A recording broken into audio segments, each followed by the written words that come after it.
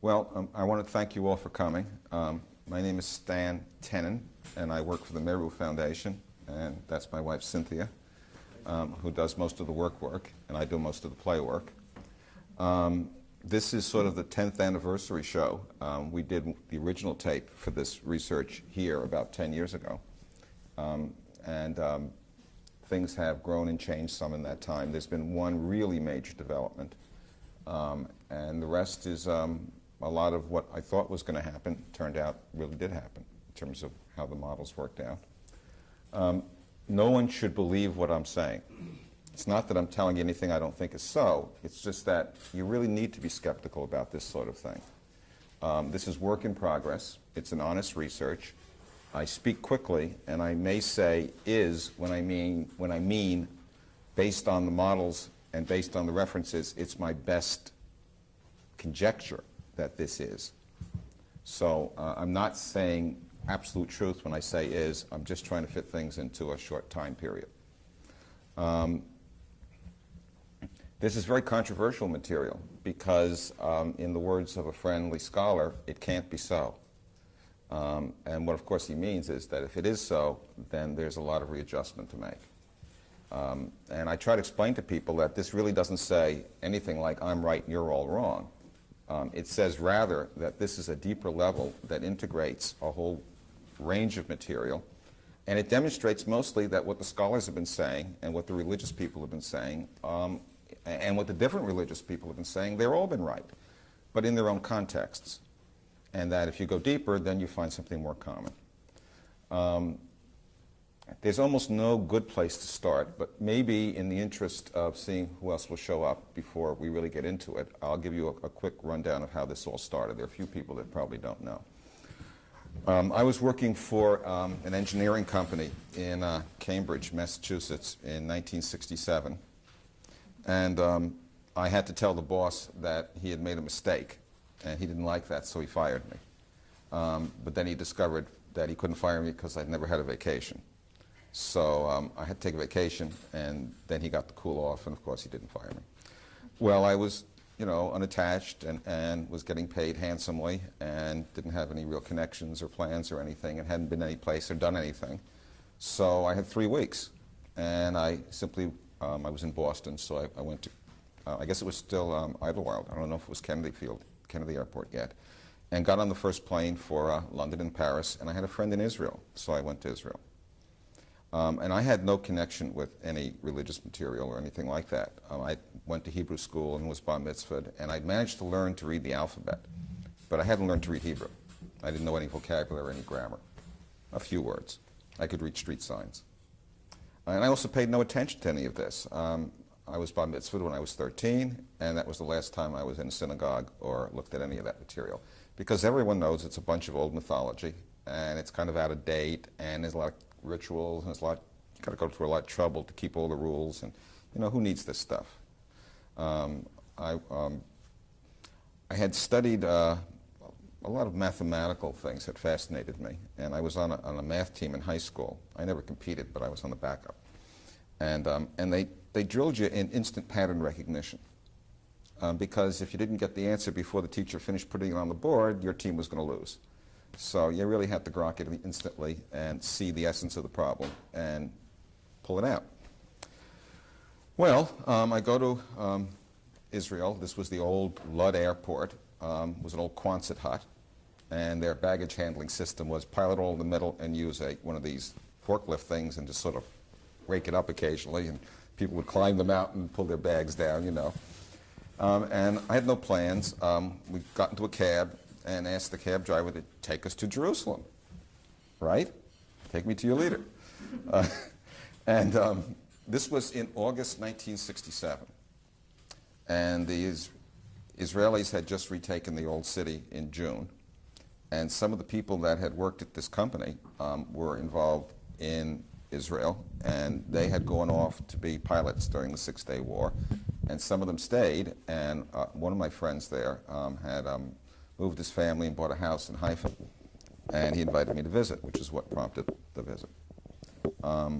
So I had some friends, and I was planning to tour around, which is what we did. But get in the cab. The cab driver takes us up through the old winding road to Jerusalem. They hadn't opened the superhighway yet. And he drops us at the gate to the old city that's nearest to the western wall to the temple, which is a very holy place to Jews, and which had just been cleared. Things had calmed down a little bit. It was August. The war was over in beginning of June. And it was all very spontaneous. I really wasn't thinking about it. You could see the young Israeli soldiers carrying weapons, looking very proud and very happy because they had taken the center. And you could see the Palestinians feeling pretty much the opposite. They clearly were not happy and were not likely to be happy. And it was a very moving scene. I mean, it was very, couldn't really get a sense. So I start walking towards the wall, and a guy grabs me and puts a cardboard hat on my head, which is what they do. And I go up to the wall, and I just started crying. I mean, there was really nothing else to do. It was both, gee, this is really dramatic. There's this old temple here. And it was also, there's this people that are really turned on, and there's people that are really unhappy. And for better or worse, I made a simple prayer. I said, if there's anything I can do, let me know. It was either a very stupid or a very smart thing to say, depending on your point of view. I didn't think much more of it. We toured the country. I went back, of course, and spent some time in Paris, and spent some time in London, and went back to Boston and went back to work. A year later, I'm sitting in my apartment in Newton, Massachusetts, over the turnpike, practically, and there's a TV show on called The Prisoner, hosted by, the star was Patrick McGowan. And it's a metaphysical series, and I won't go into it. It's a spy who tries to get out of the spy business, and they kidnap him, and he doesn't know which side kidnapped him, and anyhow, it goes on and on. There's an episode, of course, with a code, because spies are into codes. It was actually the added episode that they hadn't even planned to do, the one called Do Not Forsake Me, Oh My Darling, if anyone remembers, about out-of-body experiences. This was in 1968. It was almost exactly a year to the day from when I'd been in Jerusalem. And along comes this episode with the code, and something in my brain goes click and says, I just wonder. I wonder if I should look at the beginning of the Hebrew Bible. Well, I didn't even know if I had a copy in the house. But I searched around, and I actually found the printed book form of the Hebrew Bible that they gave me when I was bar mitzvah. My neighbor gave it to me. And I never really opened it. And so I opened to the first page, and it says, in the beginning, God created the heaven and the earth. And there's the Hebrew line. And I don't read Hebrew words. So my eyes fall on the letters. It's like when you're seeing news film of an Aeroflot plane landing, and it says Aeroflot in Cyrillic.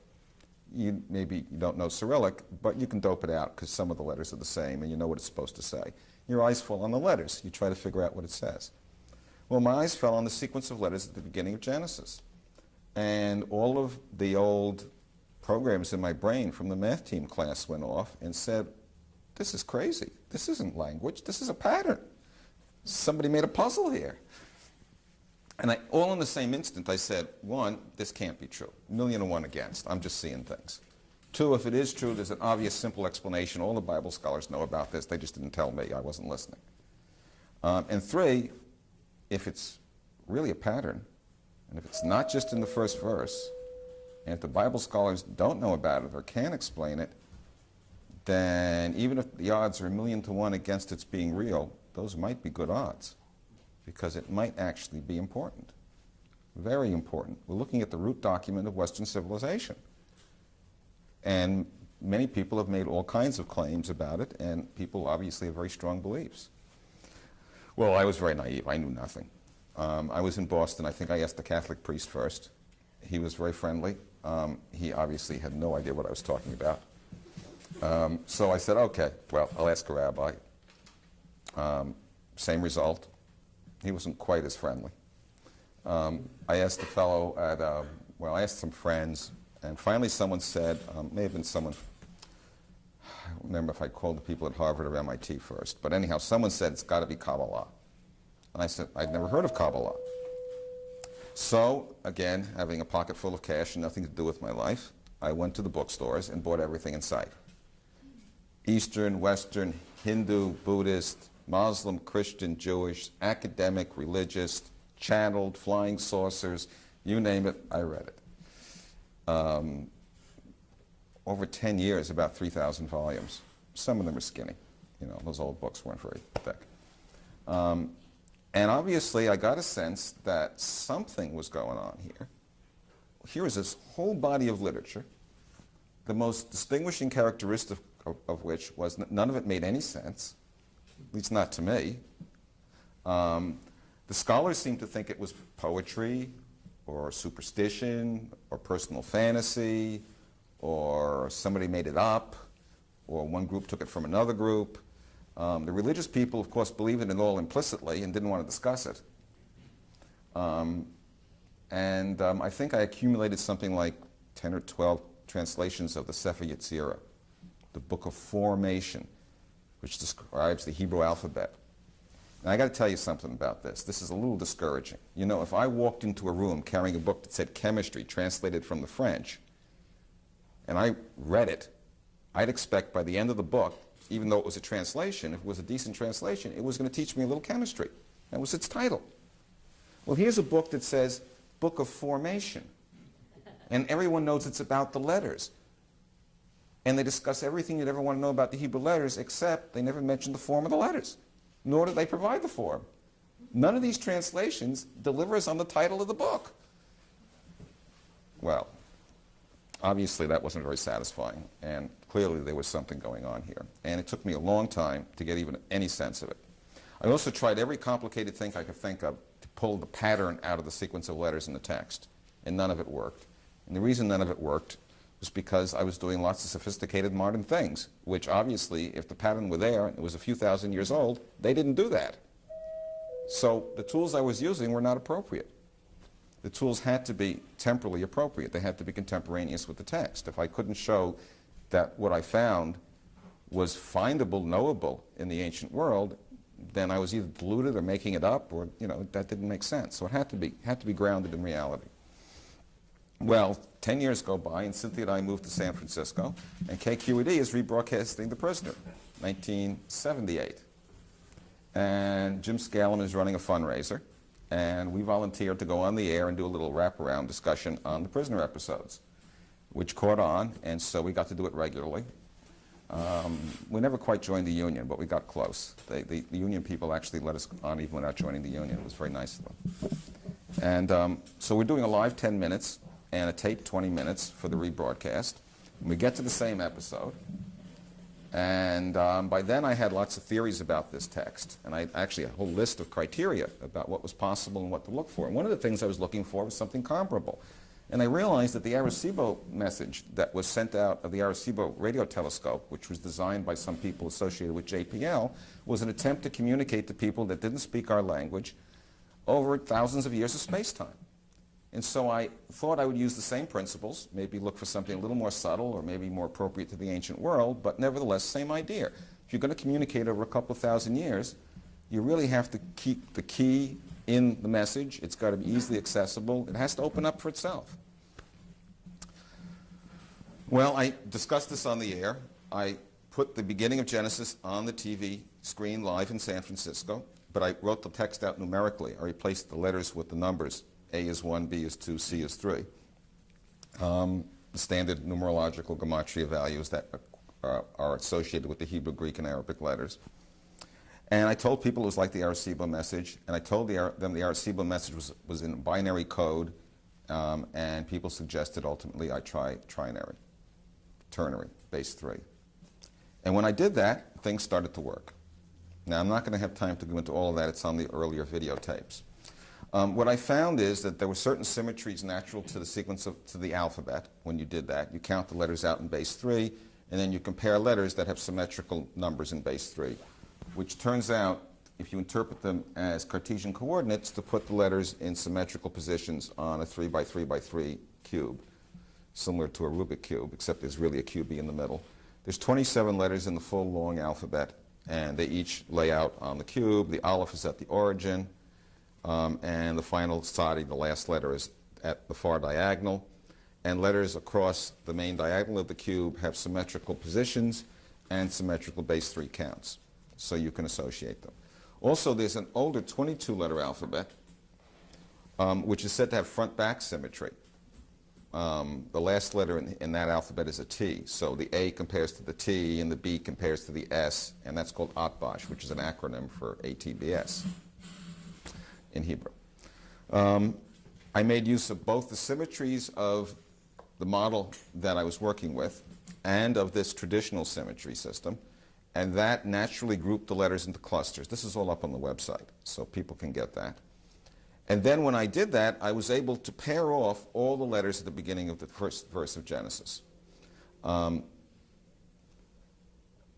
By pair off, I mean very simply what you do to make a little paper model. You put tab A in slot A and tab B in slot B. I wrote the letters out, one letter each on a bead chain, but left them so they could move around, but stay in the same order.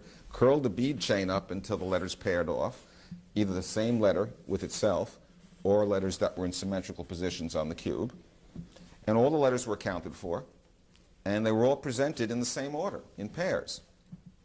There was a letter on one side of the cube, then it was repeated, then the letter on the other side of the cube, and then the first letter again. A, B, A. And the same for all the pairs that existed in the first verse. I checked the text to see if the patterning was just in the first verse or whether it continued, because I didn't want to waste my time. If there was just a pattern in the first verse, who cared? Anybody could make a simple pattern out of 28 letters. And not only that, it could be coincidence. So I did some quick statistical tests and found some anomalies where I expected to find them. In other words, I predicted an anomaly and then found it. And that's important, because if I just went fishing, it wouldn't mean as much. And I also played the text out musically to assure myself that the patterning continued. And to my ear, even allowing for the fact that God's name repeats all the time, you get some very interesting sounds. I think we'll play the tape, at least in part, at a break point, perhaps, when we have getting into this a little more. So I'd assured myself the patterns continue. This is before the statisticians did the Bible code statistics, so nobody knew about this. And I'm looking at the first verse, and I'm pairing off all the letters, and I end up with a form which is basically a spiral vortex sitting on a torus. Now, there's a wonderful book by Arthur Young called The Reflexive Universe, which goes into the meaning of mapping the 7-color map on a torus in a very symmetrical way. And I'm not going to repeat that here either. But the problem was, I had this pattern from the first verse, and that didn't mean anything either. If you stare at the wallpaper for 10 years, you're going to find the pattern. In fact, most wallpaper is patterned. If you stare at a blank TV screen, you're going to see patterns. Finding a pattern is not hard, particularly if you look long enough. The question is this pattern meaningful? Does it teach you anything? Does it say anything? Is it deliberate? Is it accidental? And eventually I found something I'm going to show you in another way from a different perspective in this talk.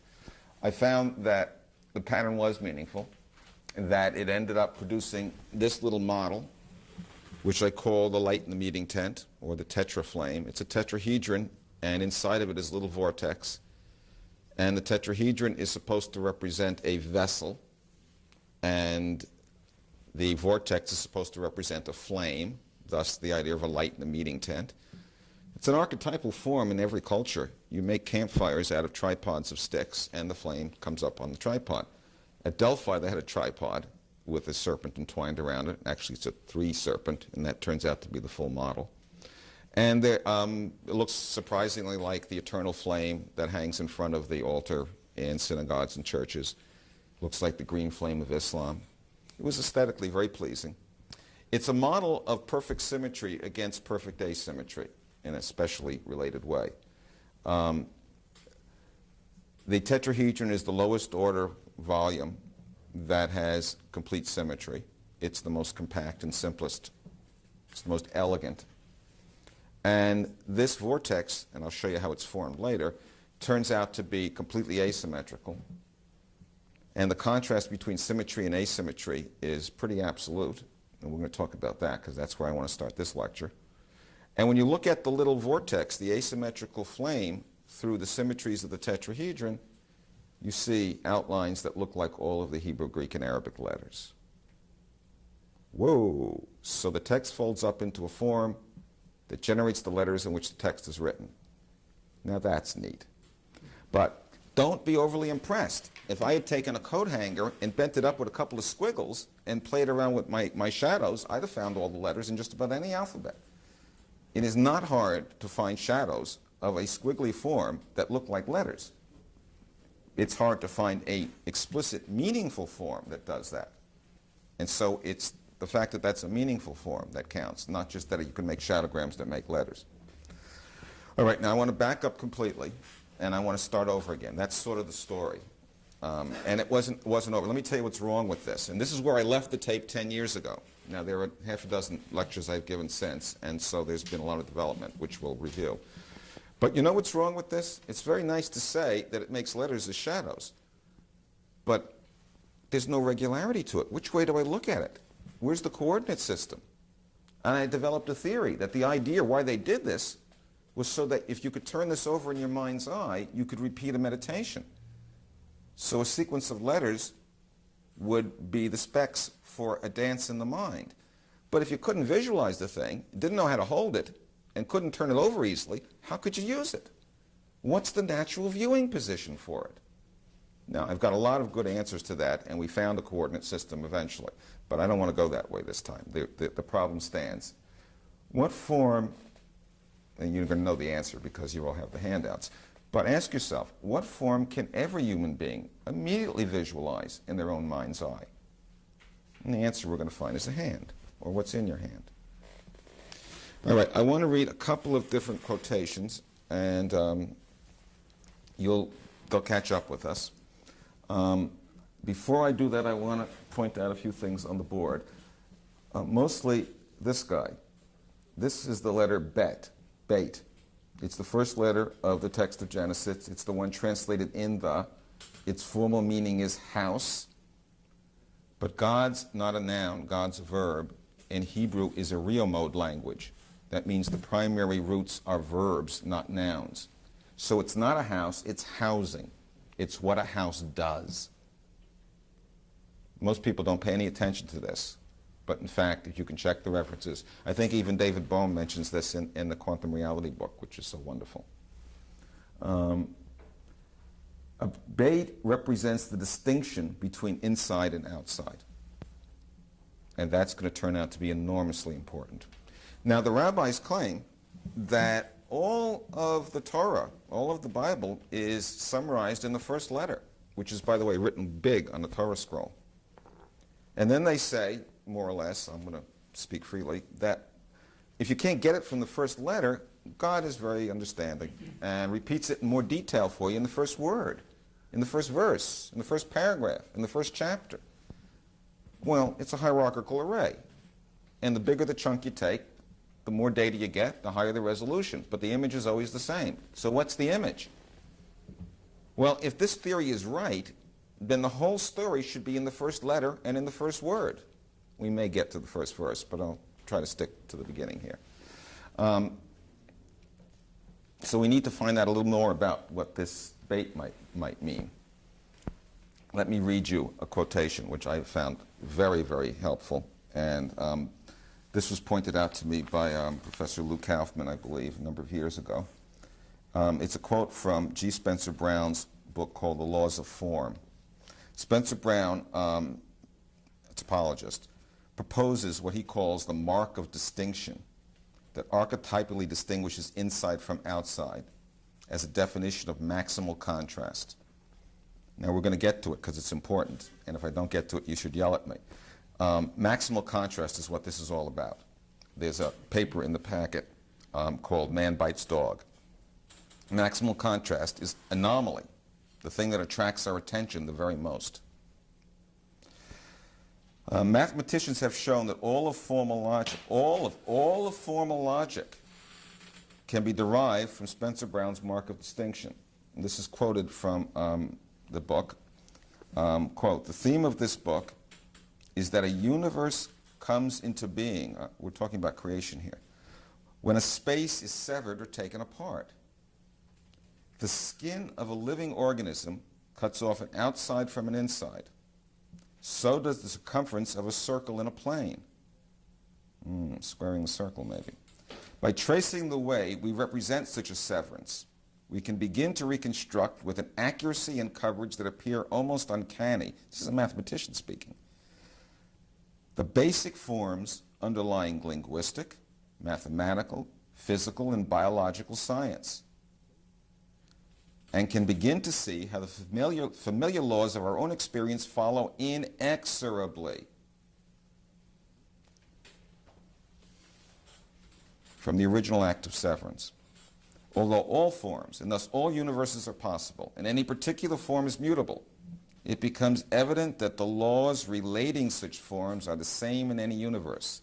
It's this sameness, the idea that we can find a reality which is independent of how the universe actually appears, that lends such fascination to the study of mathematics.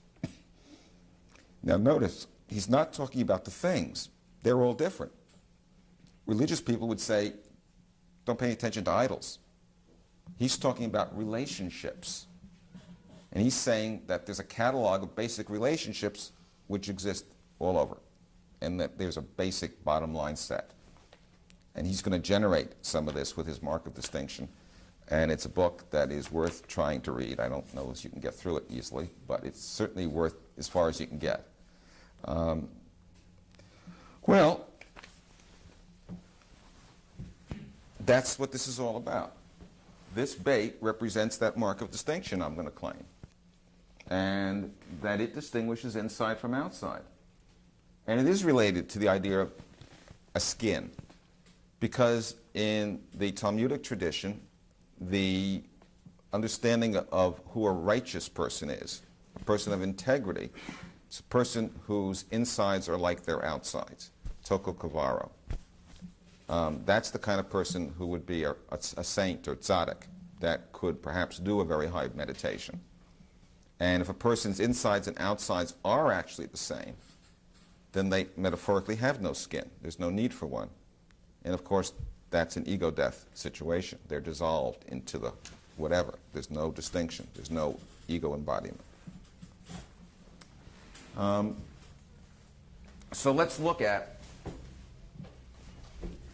this is the first word of Genesis. Let's look at the first word of Genesis. It's supposed to contain the whole secret. It's supposed to be able to repeat this bait, this basic idea in more detail. So here's the bait, which means in or in the. And then we have this word reshis, which is said to mean at the head of, because the word resh means head. Well, there's another root in here, which is not usually discussed, and that's this root, reshet. Reshet is a woven net, or network. And I'm going to say that the reason the academic statisticians have found letters skip patterns in the Hebrew Bible is because it's a woven document, like a Navajo rug with stripes.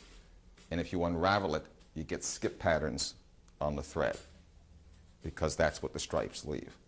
And I'm going to say that that's the kind of coding that was done in the ancient world, and hopefully we'll get to that.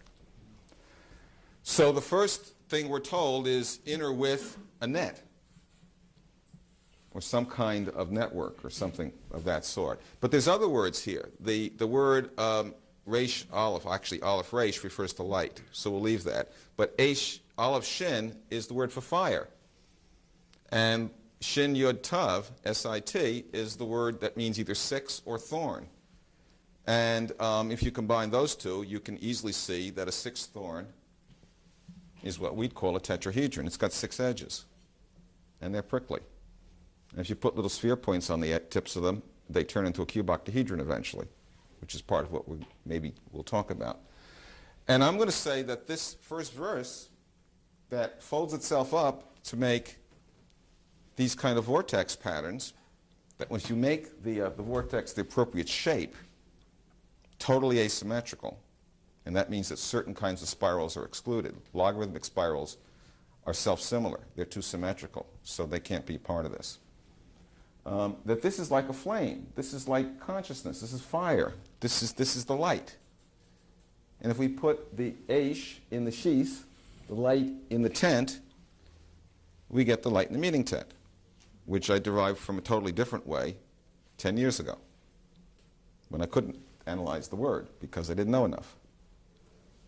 And I'm going to say, as you go through the rest of the first verse, where it says God created the heaven and the earth, I'm going to say that the earth is like a tetrahedron, the four corners of the earth, four corners, and that heaven is like an expanse, the flame. And so that the first verse unfurls in the same manner, but in more detail. And we could go into those words, but we're not going to do that now, at least not in this part of the talk. So what we have here is a text that's been translated to give a fairy tale story about creation, which some people take literally, which has a very deep and long tradition that turns out to actually be meaningful, literally meaningful. But what's literal is the geometric metaphor, not the story. All right, I want to go a little further here. Let's talk about this idea of maximum contrast. There's a paper, as I said, a little essay called Man Bites Dog, which will say this better than I'm going to say it right now, and maybe a little clearer. Roger Penrose in The Emperor's New Mind points out something that people have known for a long time, namely that life on Earth is due to the fact that the sun is a bright spot in the sky and sends out rather high information content visible photons, which plants swallow and turn into the organization, the self-organization that is their life, which we then eat.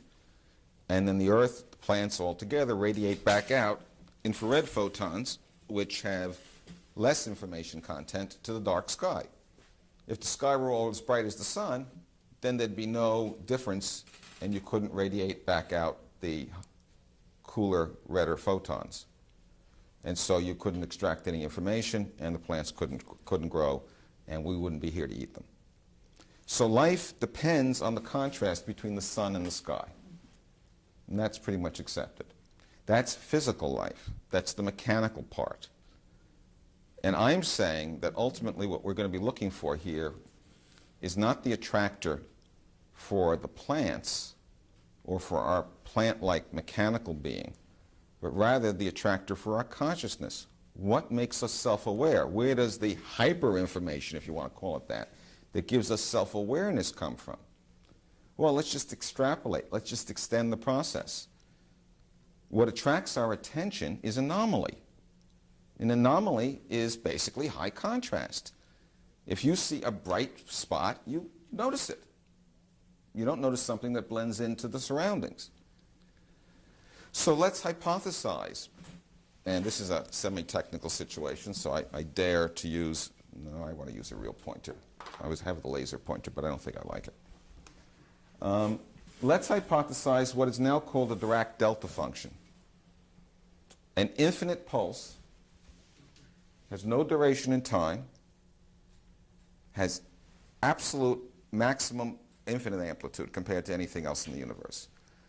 If we were to run that through a wave analyzer to find its spectrum, if we were to take a Fourier transform of that Dirac delta function, we'd find a sea of all wavelengths, all possible frequencies at unit amplitude. And obviously, compared to this unit amplitude sea of everything, which is eternal, otherwise the pulse is broadened, against this background, this is the highest possible contrast. Now I'm going to suggest, and this is a paper on the website called The God of Abraham, a Mathematician's View, that what Abraham did is not discover the one God, like they tell you in school. Everybody already knew about the one God. In fact, they knew about too many one gods. People worshiped the mountains and the sky and the sun and whatever else you might point out. And also people had an internal spiritual experience in meditation of the single light in the mind. What Abraham discovered was that you could set the two equal. You could define God as both singularity and wholeness. That the four-letter name of God refers to singularity. The That name is based and pronounced now on a root meaning pedestal. A lord sits high above you on a pedestal. He's a bright light on a high pedestal. Tetrahedron is a pedestal. The four-letter name is compared to the tetragrammaton. Is the tetragrammaton. It's compared to the tetractys, the pattern of 10 dots that had spiritual connotations to the Greeks. That's a little triangle. And if you pile up spheres, it turns out to make a little tetrahedron. I'm only showing 4 of them there. It's a pedestal. The name means pedestal. The 5-letter name of God, the one that comes a little later in the first sentence, Elohim, it's pronounced with an H, but I'll say it with a K so as not to use the name. That ends in the Hebrew ending Yud Mem, Im, Elohim, Im, Yam. Yam means sea. If you look in a dictionary, Yud, final Mem, means sea. It's a great expanse, like a flame. In fact, what you can say,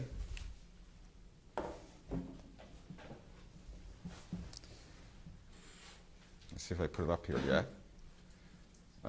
Yes, that an expanse is like an angular sweep all around, just like all these frequencies from the beginning to the end of time, all there is.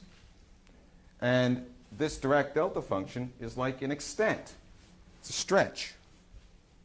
There's one of these, and there's many of those. This one's in the mind. This is the world.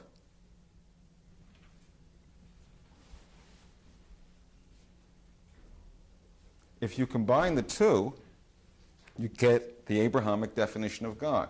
The credo of Judaism in the Torah is the statement which is said in prayers every day. Hear, O Israel, the Lord, that's the 4-letter name. Our God, that's the 5-letter name. The Lord is one. They actually repeat the word Lord, and that's a variation that I don't want to get into, but it fits nicely also.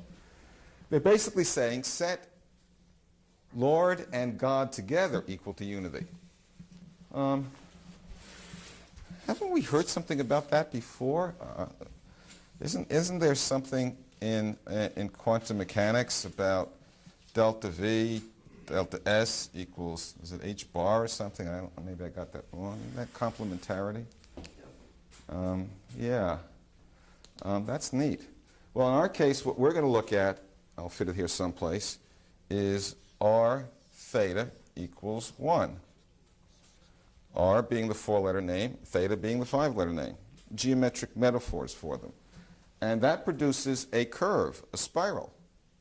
And that spiral is known as, this is y equals 1, as, I didn't do it very well, the reciprocal spiral, the hyperbolic spiral. It's the one that shows up under the Eye of Horus. It's the one that shows up in the Book of Kells gratuitously in the drawing of every single one of those animals and other icons in the Book of Kells. It's the one that shows up on the top of Ionic columns. You know, you make a Greek column, and it's got this thing around the top, right? Well, it's this. It's if you use the actual form with the second name, with the 4-letter name got repeated, you get R squared theta. Then you get what is known as the Lydius, which does the same thing except it's asymptotic to the origin. In other words, it sags down because of the square term. This becomes, of course, the Christian shepherd's crook. There's a lot of other things we could say about that spiral, but the most important thing about it is that it's the most asymmetrical spiral you can make, because it's a combination of the two possible lines you can have, the two most different possible lines, a straight line and a curved line. And so you get the most asymmetrical spiral to compare to the most symmetrical vessel. You put the light in the meeting tent. You put the 5-letter name in the 4-letter name. And I'm going to suggest that this model is a very modern model. I'm saying that asymmetry and symmetry can be compared to unity and diversity, the light in the meeting tent, the one and the many, wave and particle, flame and coal, radius and circumference, yang and yin, seed and fruit, sun and sky, Big Bang and continuous creation, male and female, direct delta function, and all there is. Consciousness and physics, mind and matter, all of those things. All the same complements that are used as analogs for modern wave-particle duality. That this is a wonderful model of everything. By definition, this isn't a jealous God of a petty people who says, my God's bigger and better than your God because it's my God, and it's the one God because I say so. That's not what we're saying here. I'm saying we are starting with a definition of singularity and wholeness. Definitions are not the basis of prejudice. It's a postulate. I'm putting it down to see how good it is. It doesn't give us anything. And if we look for the means of spanning between the one and the many, we have a path that includes everything in the universe. Now, modern physics attempts a bottom-up reconstruction. Take all the diversity we find, all the forces in the world, and pump the energy up until things merge together, and eventually we can extrapolate and find the Big Bang, the one from the many. And I'm saying we can do this abstractly. We can do this topologically in principle without any electron microscopes and cyclotrons and supercomputers. We can start top-down by definition, start with a singularity, break it up by minimal first distinction, and end up with all there is. And it's my guess, and this is still a guess, that one way or another, in an extraordinarily elegant way, perhaps the most elegant possible, that's what the sequence of letters in the Hebrew Bible really represents. Now, how can there be a story on top of it? Well, Hebrew doesn't come with vowels, and it doesn't come originally with the letters broken up into words. According to rabbinic tradition, this was in the Jerusalem Post about 15 years ago, according to Rabbi Pinchas Pelly, there are over 900 acceptable translations to the first verse alone. So there's, depending on how you divide up the letters into words, there's plenty of room to tell the story you want to tell. There's plenty of room for the translations. Now, if you had a formal language, we'll talk about this as a formal language, that enabled you to record something very important, like a particular meditation that led to an ego death and rebirth experience in a safe way, and other things besides, and you had to store that someplace, you'd have to put a story on top of it. Because the first thing that happens in bad times is they kill all the priests and the kings and the teachers. It's only the peasants that survive. So you have to give it meaning to people who don't have access to the deepest levels. What better to do than to put the cultural history of that people as the clear text? So they'll have allegiance to it, so they'll want to remember it. What better to do than to use known true history as best as you can know it and tell it? Why lie?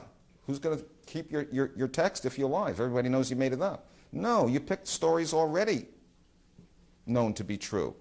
That's why the Hebrew Bible recapitulates stories that we know come from Sumer or Akkad or other places and other cultures. They were just trying to tell the truth as a history book. But the history book's the clear text, arranged to be the history book because what's underneath needed to be preserved.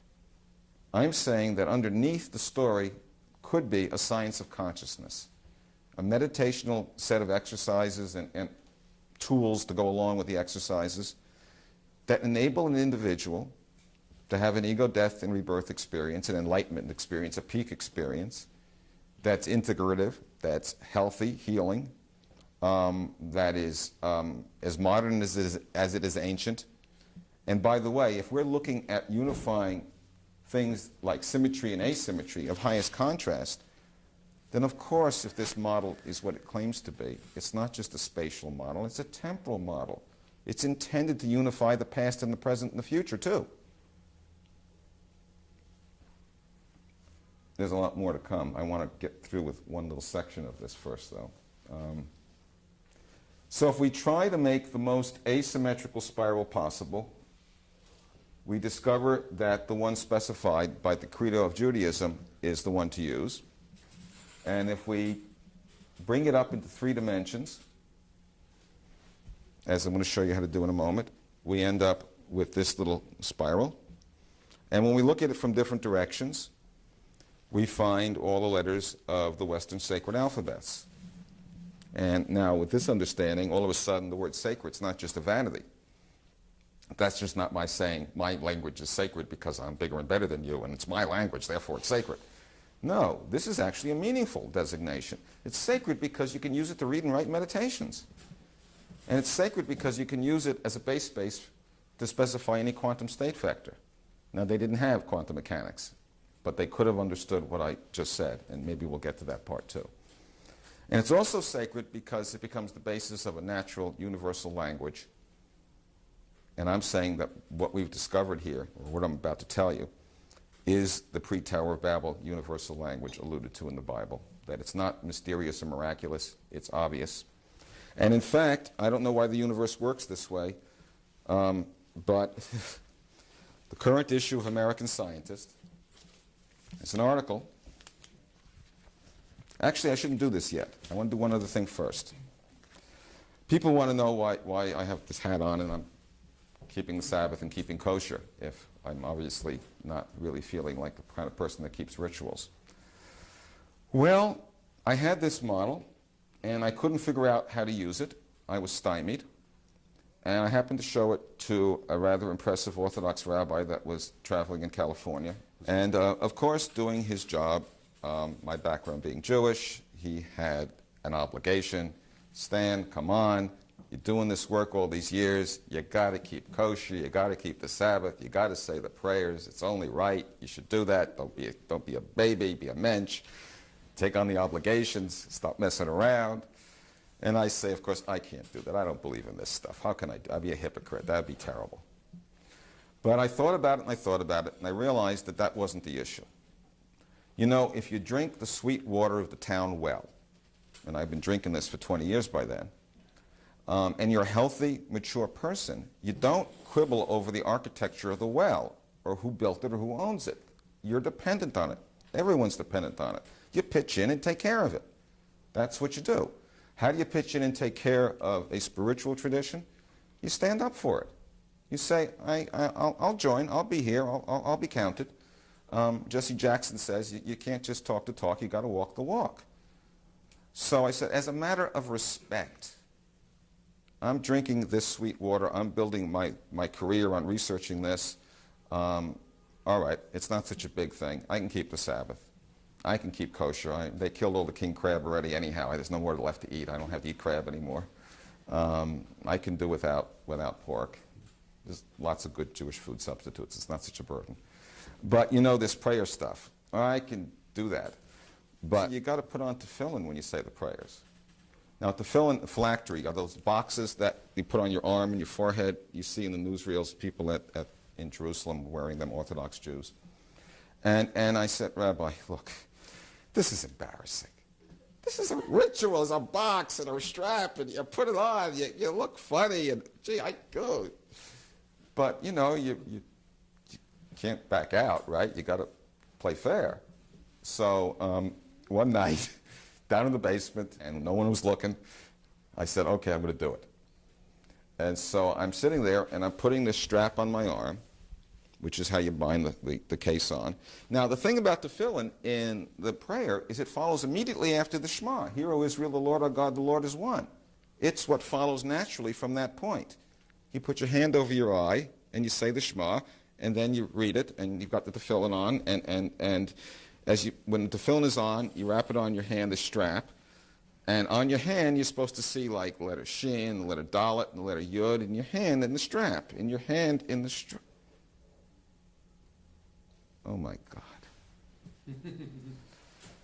Instant karma. Drop my ego defenses, and bingo. The little flame model is a model hand. It's a model hand. It's a 1/3 chunk of this apple, of these torus models, which if we get a chance we'll talk about, but they're on most of the other tapes. It's a hand. And you know what about a hand? Like I was saying before we started the tape, you can always see your hand in your mind's eye. You can always see what's in your hand in your mind's eye. You can reach behind you. You can tell a salt shaker from an apple from the fork. Most people can. If you haven't had too much to drink, the traffic cop is not going to have a, you know, you can do this. You know where your nose is. I don't have to have my eyes open. So when you put this is a thicker model. It's easier to see from the smaller models. These are finger width, those are hand width. It's the same idea. The edge of the curve is the same shape. It just spread more. When you put the flame in your hands, oh, and by the way, where's the tetrahedron? Anybody ever see the opening move? 2 fists and 2 elbows, the corners of the tetrahedron. You put it in your hand, you can immediately see it in your mind's eye. It takes a few minutes practice. When you make different gestures with your own hands, you see different outlines, different shadows of the same model. In fact, you can see all the Hebrew letters. And you know what? Each Hebrew letter has a name. And the name of the letter Pei, its name means mouth. And you see it when you make this gesture. That's the Hebrew letter Pei.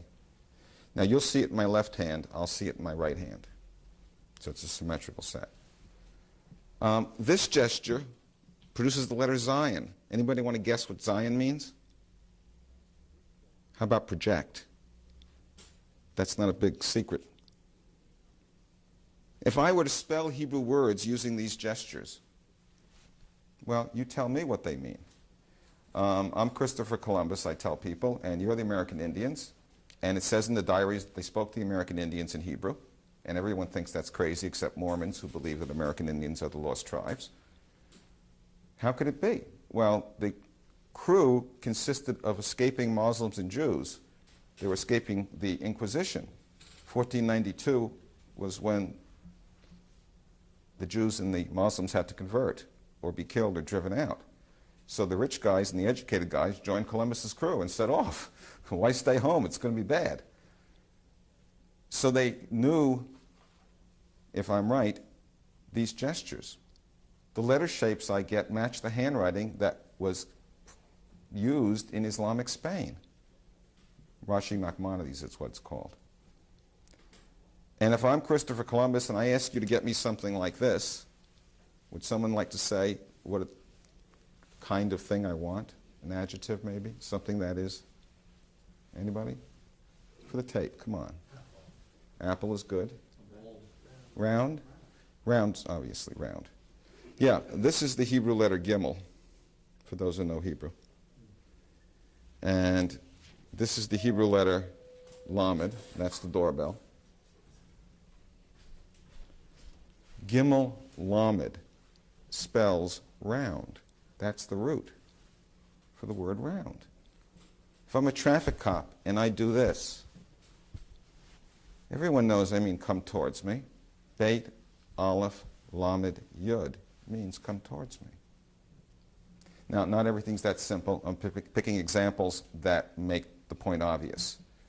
But I'm saying that the Hebrew and almost certainly the Greek and Arabic letters are based on hand gestures, because hand gestures have natural meaning. And I'm going to say that the meanings selected to be characterized by the letters were picked in a formal way to produce a complete system. And we might get to that. I want to read a quotation now that I was about to read, which I think makes the case. Now, I've been saying this for about 8 years now, I think, since just about after we made the first tape here 10 years ago. This is in the current issue of the American Scientist, March, April 1999. Gestural origins of language. Human language may have evolved from manual gestures, which survive today as a behavioral fossil coupled to speech. Now, this is a very long and very fine article, and it's actually not the one that I first spotted. This was spotted for me by a friend. But I'm going to read a subsection that's quoted in here from a paper that we got off the internet by asking the authors if we could have it. This was announced in Scientific American last month, and it's by Jana Iverson at Indiana University in Bloomington and Susan Goldwyn Meadow, University of Chicago. Why people gesture when they speak, and I'm just going to excerpt a little. When people talk, they gesture.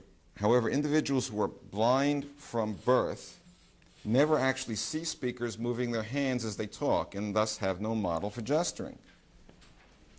Here we show that congenitally blind speakers gesture despite their lack of a visual model, even when speaking to a blind listener. Woo! Moreover, the spontaneous hand movements that co-occur with speech are not random. going further down, we found that all 12 blind speakers gestured as they spoke, despite the fact that they had never seen gesture. The blind group gestured at a rate not reliably different from the sighted group and conveyed the same information using the same range of gesture forms. For example, speakers both blind and sighted tilted a C-shaped hand in the air as though pouring liquid from a glass to indicate that a liquid had been transferred to a different container. Now, if you look on the charts that I gave you, hopefully, if I can find my copy of them, you'll find that there's a gesture for the letter dalet, which traditional meaning is door, and which in operational meaning means to divide. It literally means to pour out, like what happens at a delta, the Greek letter, where a river divides, dilates, dilutes, all DLT roots. Delta, dalet, dilute. When a river divides out as it meets the sea in a delta. It means to pour out. And the gesture that I show on the chart for making the letter dalet is this.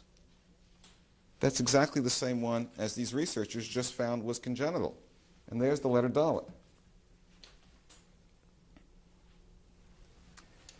That doesn't prove that they're all the same, but it proves that this is plausible and that there should be a range of gestures that could be universalized and that are quite natural. And the idea, of course, is that there's an center in the brain that generates both gesture and speech. And in fact, the article in American Scientist is discussing the possibility that speech came second, that the original language was gestures, and that it later developed into speech. And so early humans would have gestured before they spoke. It's a very good article, and it's quite complete, and I recommend it.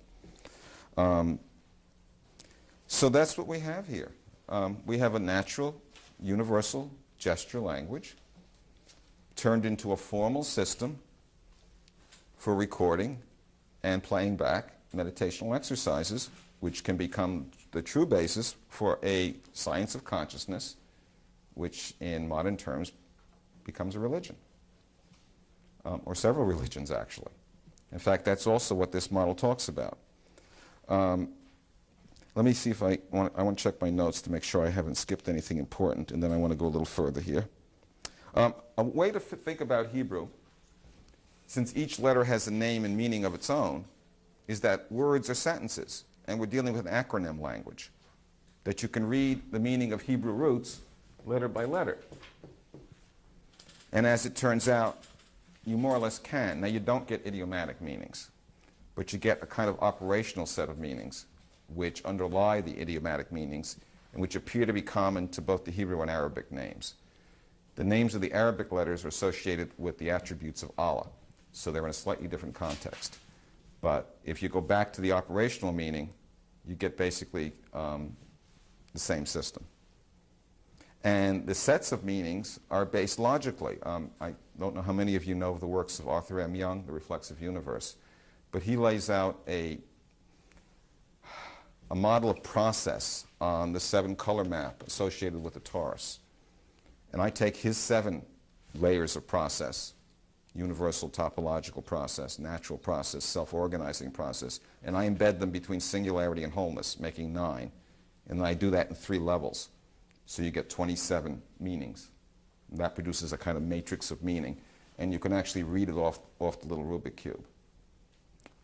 The first level is archetypal. The second level is spiritual. The third level is physical. So the first letter, Aleph, is all consciousness. The next letter, the first letter of the next level, Yud, hand, is personal consciousness. We're obviously going to talk more about that. And the first letter of the third level, Kuf, which literally means monkey, is monkey consciousness, mechanical thinking, and the skull, the vessel for consciousness. And you can go through the whole set of the alphabet, letter by letter, and those same rules hold as you go through the layers, as you go horizontally or vertically. It's a true matrix that lays out meaning. Now, and I'm saying that in an abstract space, the 27 letters probably can be shown to correspond meaningfully in the sense that Arthur Young produces a geometry of meaning from his metaphor. with the 27 lines to solve the general cubic equation, which correspond to a set of 27, well, you can say they're like vectors coming off a hypersphere. They're really not, but it could be related. So that what you have is a hypersphere with a set of basic pointing directions coming off of it. And because there's more symmetry variations in 3 and 4 dimensions than in higher dimensions, whatever is sufficient to navigate by these distinctions in 4 dimensions would be sufficient for any dimensionality. So these 27 little unit vectors that correspond to these meanings of the letters should be sufficient to form a base space for any quantum state vector in Hilbert space. Now, I don't know if that's true, and someone who knows more physics than I do needs to work that out in detail. But it seems highly likely that that's the case, particularly when you consider the possibility that the Abrahamic and the Brahmic traditions are actually related. Because in the Brahmic traditions, we have the Sri Yantra, the mandala of creation, which I pulled out in the 3 dimensions. And it consists of 9 interlaced triangles, which unfurl from a Bindu point, a toroidal point, into a hypersphere. And of course, 9 triangles is 27 lines. So I'm saying that this Sri Yantra, which occurs in a allegedly 3D form, although it's usually not shown properly, really is an early way of representing the 27 lines to solve the general cubic. Solve the general cubic equation? Did they know that in the ancient world? Aren't I violating what I said at the beginning? This has to be known in the ancient world, or I can't be right? Well, it turns out that they did know it, or it's likely they knew it. There is evidence on the Rhind Papyrus from Egypt, which is the oldest mathematical document we have, I think, of their ability to solve simple cubic equations in some special cases. And that's described in a book on Egyptian mathematics. Is it Gillings? Yeah, I don't remember, but if people want it, I can dig up the reference on that. It turns out that in order to make calendars, you need to know certain things. And they made calendars, and we don't know exactly what their formalisms were, but they did work out some of these things in special cases. So they could have understood this. There's also a more direct way to get to it, which I'm not going to show tonight. The same with this reciprocal spiral, which shows up under the Eye of Horus. Reciprocal spiral means it's based on 1 over everything. Well, Egyptian fractions were all 1 over. And so this is the spiral that you get from the table of Egyptian fractions, which is very nice. And as I said earlier, it can't be a logarithmic spiral because a log spiral is too self-similar. And that includes the golden spiral. It can't be. It can't be an Archimedean spiral because it also has too much symmetry, although it's a cruder form. It has to be this spiral. And if you examine this spiral very carefully, you find that it shows up in many different places, some of them very unexpected. It's the archetypal wind-up and pitch of David and Goliath. It's the flight path of a bird of prey from a tree in an oasis in a desert out to the horizon where it dives on its prey. Bird of prey lofts itself on the air currents, and so it spirals up and then dives. And that's the same archetype. But as I said, and that's a process. And all the words in Hebrew that describe a bird of prey doing that, including the word for desert and the word for the vortex and the word for the bird itself and the word for the horizon, are all spelled with exactly the same letters, ayin, resh, beit. But people will say, well, look, Stan, how come we don't have any evidence of this? Why isn't there any archaeological remains? Why didn't they write it down? Well, they did write it down, and there shouldn't have been any archaeological remains. One, there were rules against making idols. And 2, if I'm right about it being a tefillin strap, tefillin is a leather strap. If you found it on the ground made of leather, scrunched flat, you wouldn't know what shape it was. It was a piece of leather. It's a leather dart. That's all it looks like. But it's been preserved, and we've all seen it. The great I don't know if he was a physicist, mathematician physicist, Dirac, proposed an explanation for the reason that fermions, like particles like electrons, have spin of a half. It takes 2 times around for them to come back to the same location, same direction. He said that this was due to something which came to be called the Dirac string trick, which Dirac himself compared to the plate trick or the Philippine wine dance. Philippine wine dance is also known in the Middle East as the flame dance. You put a candle in your palm, and obviously you don't want to tip it over. You put a glass of wine in your palm, and obviously you don't want to tip it over.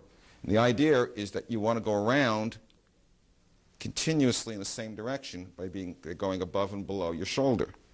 And no, I won't do it with a glass of water. That would be foolish. Well, this is the Philippine wine dance. Well, we've all seen the Cleopatra drawings. It's not hard to believe that that's part of the same idea. And we, of course, know about Sufi dances and Middle Eastern dances, and this is a kind of universal thing. Most cultures have it. If you were to actually look at the path of the dance, I'm saying that this is the orbit of the dance. Well, the Kabbalah says, this book of formation, which no one can make sense of, says, put 5 against 5. And everyone knows the 5 means a hand. And 5 against 5 would, of course, be like this. It's simply 2 of the hand models, a left and a right hand. That's the orbit of the dance. And, of course, the Dirac string trick, I've got a lot of stuff here. What the Dirac string trick says is that you have an outer sphere and an inner sphere, and they're connected by a ribbon, which I probably can't draw very well, and that if you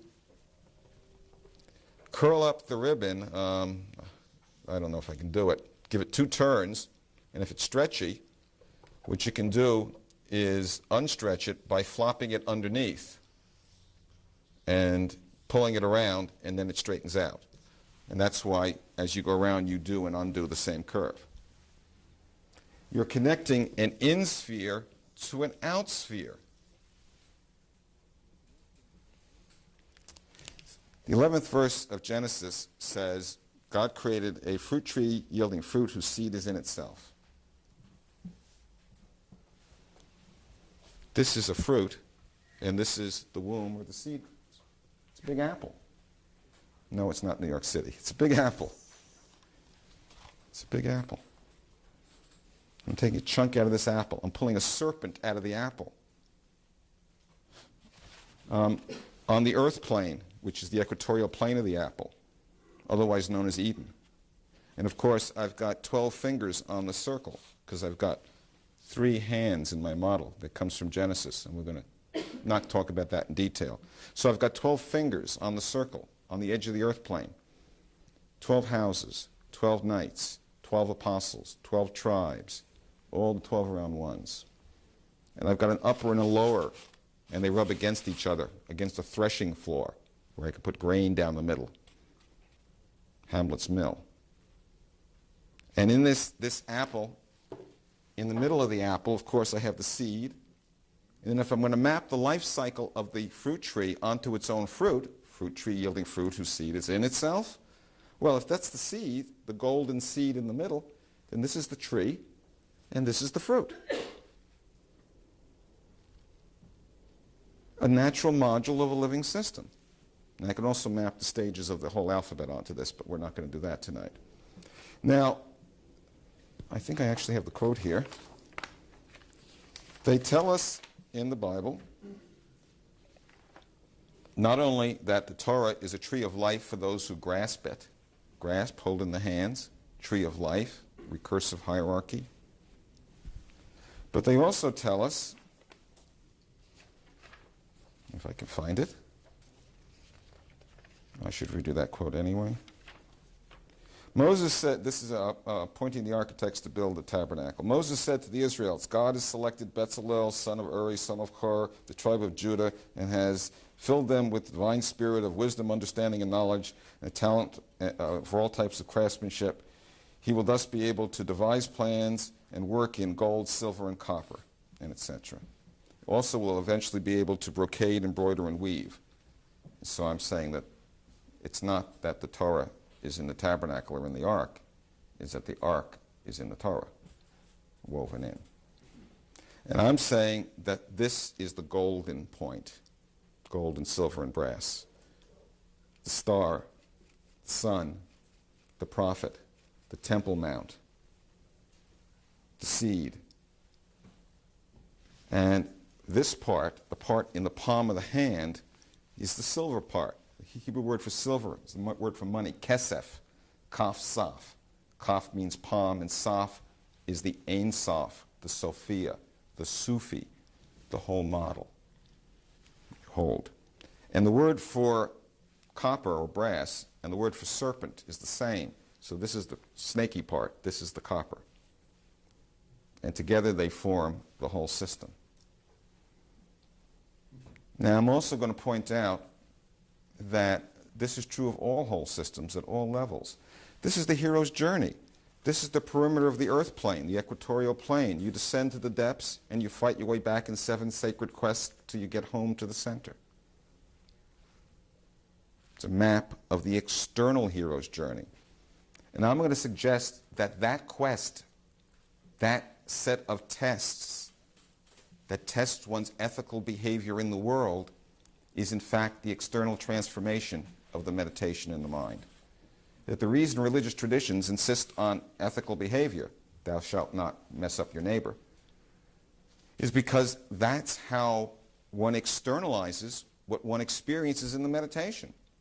And the other way around too. People who've had ego death experiences come back humbled and more caring and more ecologically concerned and all of that, more integrated. Their insides and their outsides are unified. So this is the conceptual level, clear thinking, the seed. This is the work level, where the tree puts out a trunk and spreads its branches. And the fruit is the result. Clear thinking, hard work, and what does a fruit do? It drops from the tree. It lets go. And letting go, clear thinking, hard work, and letting go, that's the manifesting principle. That's how you found your house or your car or your husband or your wife. You know what you want. You work like crazy to find it. And just at the point you've given up, the realtor calls and says, got a house for you. Or a wife or a car or whatever it is you're looking for. Well, everything comes into the world that way, whether you're conscious of it or not. And you can read on the website something I call the 3 Abrahamic covenants and the car passing trick, which tells you how you can use this principle to get by a slow driver without crossing the double yellow or getting a ticket. And Cynthia will tell you she's actually seen police cars pull over. The cop get out of the car and shake his head. Why did I stop? Because nobody will pass a police car, and you're really stuck going the speed limit if you come up behind the cop. Well, it's not only the manifesting principle, but it's the proper relationship among the 3 major components of the Abrahamic faiths, Judaism, Christianity, and Islam. The seed, clear thinking, the covenant of the law, is the Jewish covenant. The tree, the cross, hard work, passion and compassion, dharma, that's the Christian covenant. And it's the fruit of Islam. And that fruit must fall to the earth. Let go. Muslims let go, submit to Allah, yield up their egos. When it falls to the earth and breaks open, it becomes the fertile ground for the new seed. So this model predicts that when everybody's gotten it all out of their system, it's the Muslims who are going to rebuild the temple. And they're going to take pride in being the custodians for the Jews and the Christians. The Muslim ideal is hospitality. That's what they admire in Abraham. And they see themselves, they call themselves, it's the fruit of Islam. That's their place. And so they're going to take pride in being the guarantors of the system instead of adversaries. And the Christian tradition understands it's the link between the two, and its place in the world is pretty well known. And the Jews are not going to be upset with the situation because they'll recognize their place in the body politic. Just like all the letters are different perspectives of this same model of the hand of God, because after all, when I make gestures and my ego isn't there, the gestures are the gestures of God. They're not coming from me. Just like the letters are different perspectives on the same model. the organs in our body are different projections of the same common DNA. My heart and liver appear to be different. They worship in different ways. They have different religions. But if they go inside, they find the same common core. You go inside the different vessels, and you find the same light. When you're climbing a holy mountain on the earth plane, everything is diverse as possible. Things are all spread out. There are many. But as you approach the peak, all the paths converge. All the paths converge. This is actually the model you get. You get 3 hands above and 3 hands below. This is a 310 Torus Knot. And the center column has the same twist as Bucky Fuller's model of DNA if you stack up 99 tetrahedra. And if you circumcise this column by slitting it and pulling it around, you get this outline of an apple with a tree, with a seed. And so I'm saying that that's the basic model, and it produces a set of 6 hands around the center point. Those are the 6 days around the Sabbath, the still point in the middle. This is the Temple Mount. This is the Temple Mount. And it's a whole system. And so if each of these Western traditions goes deep into itself, not listening to any of the others, doing its own thing as best it can, it'll come to a common core and realize it's part of a bigger body politic. And my heart, my liver, and my lungs had better learn to get along with each other, or I'm not going to last very long. This is an ecological model. It says that every people, every nation, has a vital contribution to make. We haven't got any appendices or fingernails. Everybody here has a right to be here and has a place. And if they go deep into themselves or their own traditions, they're going to find something like the same model. It's a truly universal model. And there are many reasons to believe that. I want to back away, because this is getting awfully heavy, and do something a little more experiential. Then I want to check my notes, and I want to allow time for questions and for you to hear the music a bit. So let's all go to the model in your pack, and I'm going to take a different one. And you can do this at home later. What you want to do is, this is how you square the circle. You can read the details in the blurb. With a straight edge and a compass. A circle made by a compass and a line made by a straight edge. And we're going to simply cut them out and fold them up. Hopefully I can do this fairly rapidly. I want to do it from scratch so I can show you how to fold it up. And so I'm not going to make this one as pretty as I might. In fact, I'm doing a terrible job. Take more time than I'm taking. The idea is, in the ancient world, the most important riddle was how do you square a circle with a straight edge and a compass. And there are scholars who think that the ancients were dumb and didn't know you couldn't do it. And there's a few minority scholars who believe that they knew you couldn't do it, and they were talking about it because they were pointing to something more subtle. And I have some references that say both.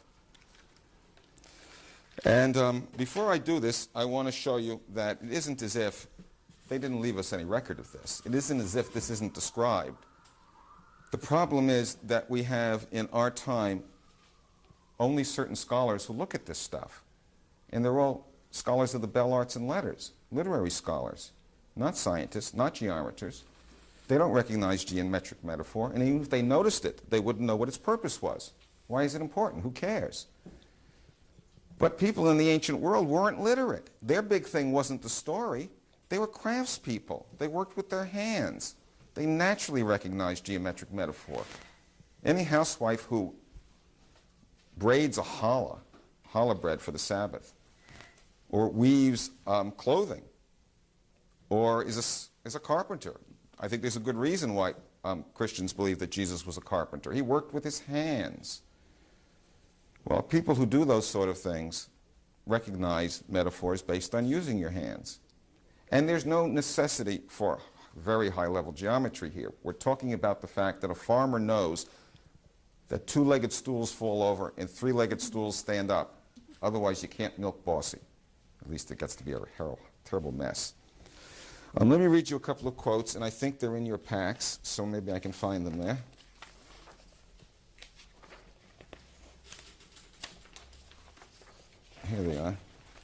I'm going to read the third one. This is from The Origin of Letters and Numerals According to the Sefer Yetzirah by Phineas Mordell, 1914. It's available from Sam Weiser, copyright 75. The references are there. We must conclude that the so-called Arabic numerals and the alphabet originated from the 10 digits and the 0, or rather from two symbols, 1 and 0, the stroke and the circle. Nelm, in his essay on the origin of letters, shows that all elementary characters or letters derive their forms from line and circle. As I understand the Sefer Yetzirah, it also holds that all written characters originated from a line and a circle, but from a line that was originally a symbol for unity and a circle that was originally a symbol for 0. Well, he's wrong. It's actually wholeness. Similarly, well, we don't have to go on. Look, anybody reading that, any literate person, would say, gee, gosh whiz, that's pretty obvious. All the letters are made up of straight lines and arcs. And leave it at that.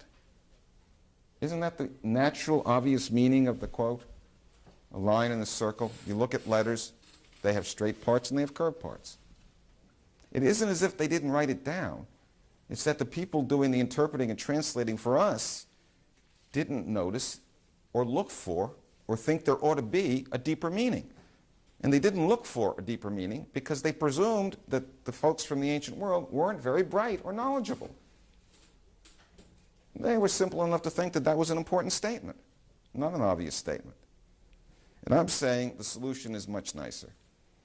The reason for posing the riddle wasn't because the Greeks didn't know you couldn't square the circle with a straight edge and a compass. It's because they did know that you couldn't do it geometrically, but that thinking about it philosophically recorded the fact that universal language is hand gesture language. Because when you take your circle and your line and you curl them up rather tightly, curl up the circle. If you've cut it out, you can do this. And you have to over-curl it so when it snaps back, it holds its shape. And if you bend up the line, voila. Now, I made some prettier ones earlier. And we only have a couple more of these kits around. And of course, they've unsprung themselves a little in transit, but they're not bad. That's the answer to the riddle. It's a model hand that generates the sacred letters of the Western alphabets that you need if you're going to learn the meditation or make use of them for their cosmological models. It's as simple as that. This is the same model as this is. It's a little bigger, I think. It's got approximately 1.5 turns. You know you made it right when it comes to about the same level and the two are approximately parallel. And you can make various gestures that make the letters with it. So cut it out carefully and cut it out from the side with a sharp design so you get the right outline. And bend it gently so it doesn't crimp. And you'll be able to make a pair of hands. And I'm saying that this is the solution to squaring the circle and reconciling the idea of the one and the many, and as a model of the 4-letter name of God and the 5-letter name of God. I've got lots more detail here. We can go into the symmetry groups and the torus knots. I can show you why tetrahedron toruses go together. We can unfurl some of the forms. They didn't need any of the formal geometry. You could do it by stacking oranges in the agora. You know how you stack fruit in the marketplace? Well, that's cuboctahedral sphere packing. It turns out that cuboctahedral sphere packs can be used to lay out the same forms, the same vortex forms very elegantly. If you didn't get the curve from what I just said, and you happen to worship the sun god, Helios, sun in the center of the earth, plane, going around, all that stuff, Plato's cave, Helios, the sun god, well, it's very convenient. If you take a sundial and you mark a spot at the same time every day, that's the curve you get. Helios draws his own curve, experimentally, to a person who would have common knowledge of how to make a sundial in the ancient world. No analytic forms required. Now, I spent a lot of time trying to figure out how to shape the cone. to get the right kind of vortex? Well, if you assemble 6 of these hand models, obviously I made the wrong hand in this. Let's take the other one. 6 of the same kind. These are identical. Now, I could put the rest of the fingers in, and then you'd have a full basket. And if you were to lay out the letter skip patterns, you write the Torah on this, the letter skip patterns would form concentric bands, just like stripes on a Navajo rug. So they didn't have to do any heavy-duty math to code the text. Coding it was simply a matter of looking at it, to checking it anyway. Another interesting point is, you know how they wrote codes in the ancient world, kept secret codes, one of the most common ways? General A would send a message to General B by taking a strap and winding it on a pole and writing across the windings. And if General B knew the diameter of the pole, and General A only sent the limp strap with a lot of miscellaneous stuff filled in, the only way you could read the message was to wind it on the same pole. And the second general would get the message. Well, that's how you see the patterning in the first verse of Genesis. These are the symmetry groups, showing the letters A, A, B, A, as I told you early on. A, A, B, A, A, B, A. So that this was a form of coding that was known in the ancient world and used. But they didn't wind it up just on a straight pole. I think they wound it on this special scepter. Dorj comes to mind in the Eastern traditions. This Kiddush cup, after all, if it had all these spheres packed in it, they'd be like grapes. So we have our wine cup. We have our Grail cup. Yes, it comes with Excalibur right inside of it. See? Its center column is Excalibur.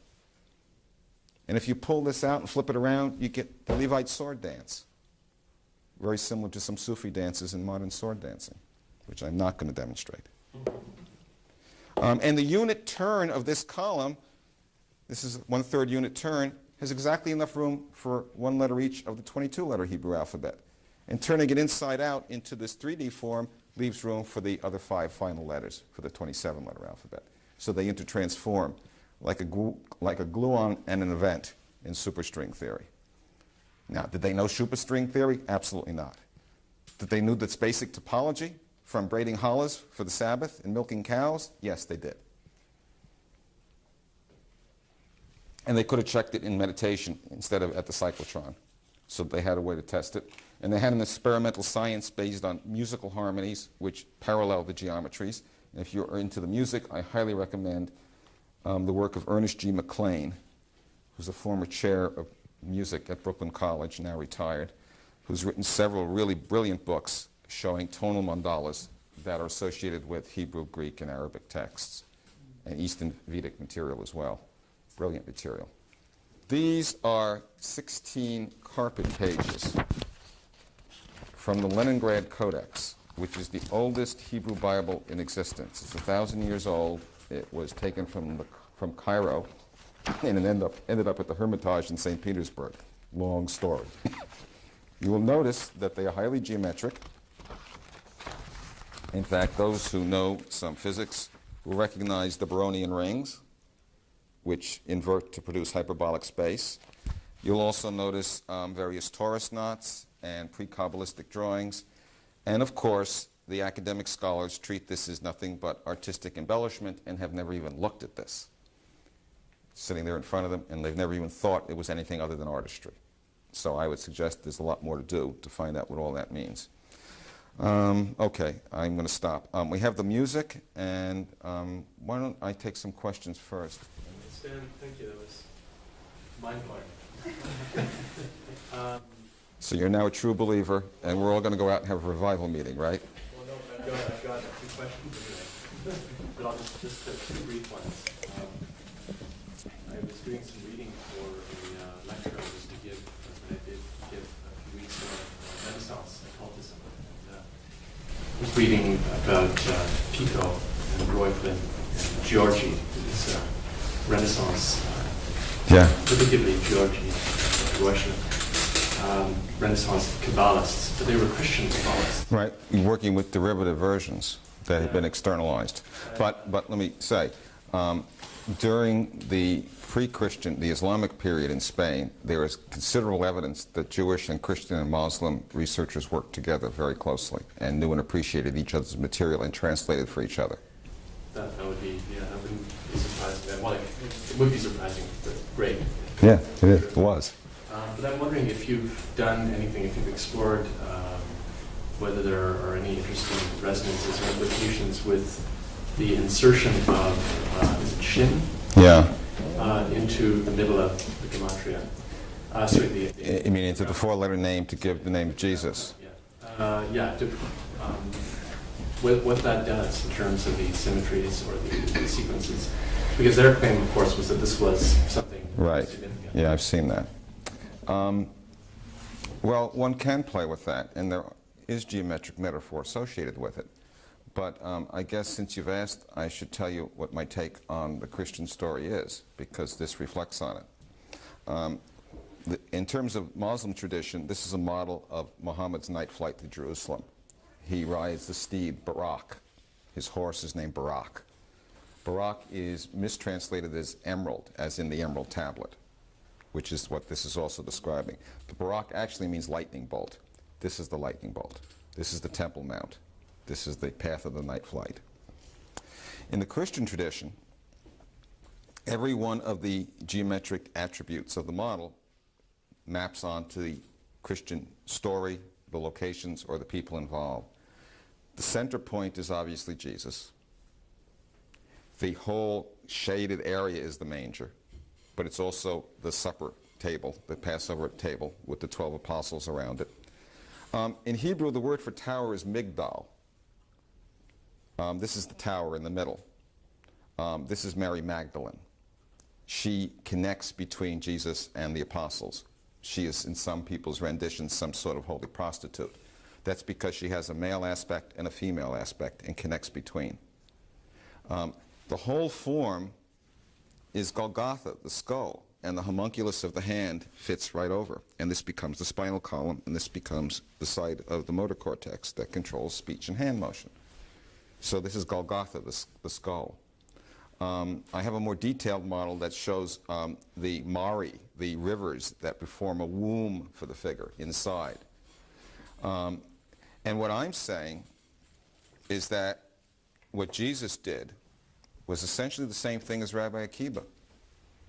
The story of Rabbi Akiba is that he and 3 companions did the meditation. Nobody knows where it is or what it is.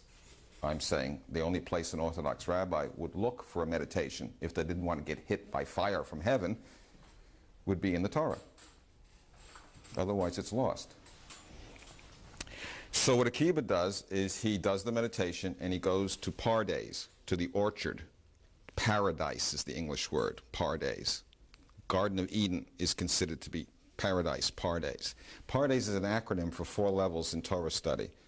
The Pei means the simple meaning, the Resh means hints, the Dalet, D means discussion, and S at the end means is Sod, is the foundation, Yosod, Sod.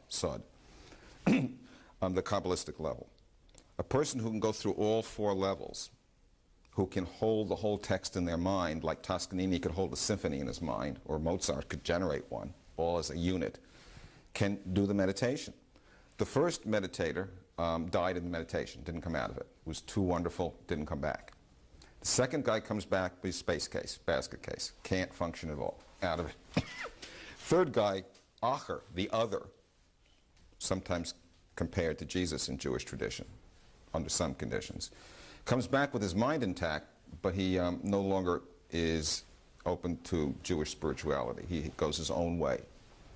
And Rabbi Akiba is the only person who enters whole and balanced, and therefore comes out whole and balanced. Don't enter Chapel Perilous with weapons. We saw it in Star Wars. You don't go to this place defended. So if you enter it in balance and in peace, you can do the trip, excuse me, and come out of it. Akiba eventually designates Ben Kasiba as Bar Kokhba, son of the star. Ben Kasiba is a Jewish general fighting the Romans. The star we're talking about is this point in the center, the Temple Mount, the Avatar, the Messiah. And he appoints Ben Kqed as Bar Kokhba, the Jewish Messiah, who in the story in Judaism is killed by the Romans. End of story. I already have Ken, thanks. Thank you, though.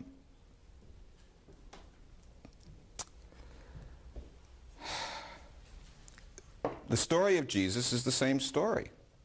It was Constantine that deified Jesus. Jesus is, in my opinion, a rabbi who was an avatar, who could do the meditation, and who, because he taught in his own name, offended the rabbis and was sent away, but basically was teaching the same thing. I don't think Jesus was asking for worship. He was asking people to follow his path. Well, the path is the meditation, is the hero's journey. It's the path that Moses is said to have written down. It's where Akiba obviously looked. It's the path that Muhammad followed on Barak to the Temple Mount. It's the same thing. What I'm saying is if you read through the Christian Bible, you find descriptions of the same geometric metaphor. If you read through the Quran, you find it. You find it in Rumi's description of the Mevlevi Sufi round dance. You find it in the descriptions of the Emerald Tablet of Hermes Trismegistos. Hermes is Hiram. Hiram built the temple for Solomon, according to some people. You find it in the Grail legends. You only see the Grail when you're in a particular state of consciousness. You only see the Ark when you're in a particular state of consciousness. We're talking about the same model. It's a model of ego death. Moses is said to have merited receiving the Torah because he was the humblest of all people. Why was he the humblest of all people? Well, compared to the infinity of God, everybody is infinitely humble. Because by definition, this is an infinitely potent point. Same is true of a teacher like Jesus, whose main characteristics were this completely open compassion. He allowed him, turn the other cheek, be totally humble. The reason Moses beats Pharaoh is very, very interesting. Pharaoh and Moses had the same education about the world. They knew all the magic, all the high teachings, all the priestly teachings of Egypt. That's all, I don't know where I have it here anymore. That's all Elohim. That's all the five-letter name. That's all external in the world. They had the sciences. But Moses recognized the one God and was infinitely humble, while Pharaoh didn't and acted on his own volition. And therefore, Pharaoh loses and Moses wins. And so this is a matter of an ego death, a humbling experience. Akiba is killed by the Romans by being skinned alive. About 1,000 years later, in the court of James I of Aragon, a disputation is ordered by the Holy Inquisition.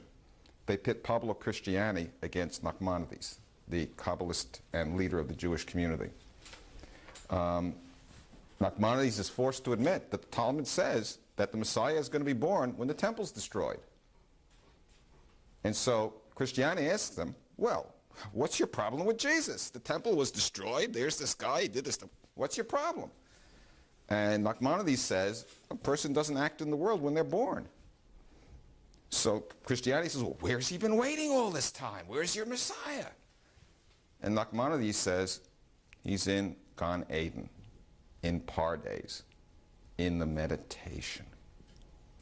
Each of us reaches the greeter, the anthropomorphization of the Messiah in our own ego death experience. Perhaps in meditation, perhaps by psychedelics or by yoga, perhaps by trauma. And we come back healed and whole. Surely that's a valid basis for a whole range of spiritual traditions. And I'm saying that something like this is what's going on here. All right, there are a lot of other questions, but I won't take from the side. Were you? Yes? No? No. Nathaniel? Okay, the R theta curve. Yeah. That sounds also like, the R theta curve. Yeah, it sounds like this. Yeah, right. It looks rather like a circle and a straight line. Yes. Have you tried making a hand from cutting that out? The R theta curve produces the original model.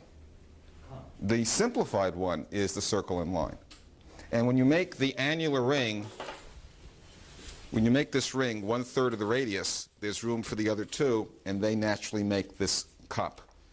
Now, you know, again, this is very interesting. Thank you for asking that. In the ancient world, we assumed they didn't have analytic geometry. They didn't have algebraic functions. How did they know how to make that curve?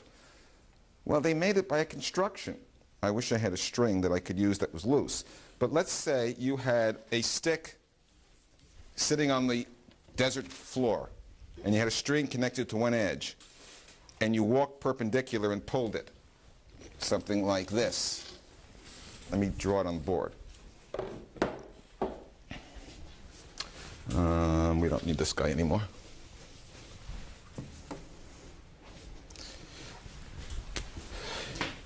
Here's your stick. Sitting on the origin. And here you are, and here's a string, and you're going to pull it this way. And so you start pulling this point out. What you're going to find is this sort of thing. Right? It's called a tractrix, as you well know. If you rotate a tractrix to produce a surface, both sides of the origin, you get a pseudo, EU or UE? EU. Pseudo sphere. A sphere is a surface of constant positive curvature. Everything is always a positive radial distance from the center. The pseudosphere is a curve of constant negative curvature. It's inverse. We're talking about relating inverses at every stage here.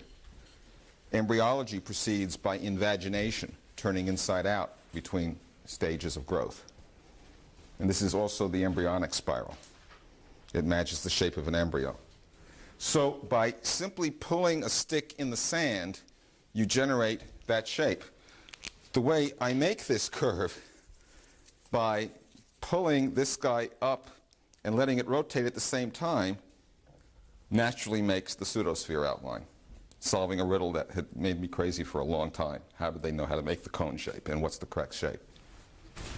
Would you expect, and have you looked for similar mathematical coding in the Veda? No, I haven't, and someone should.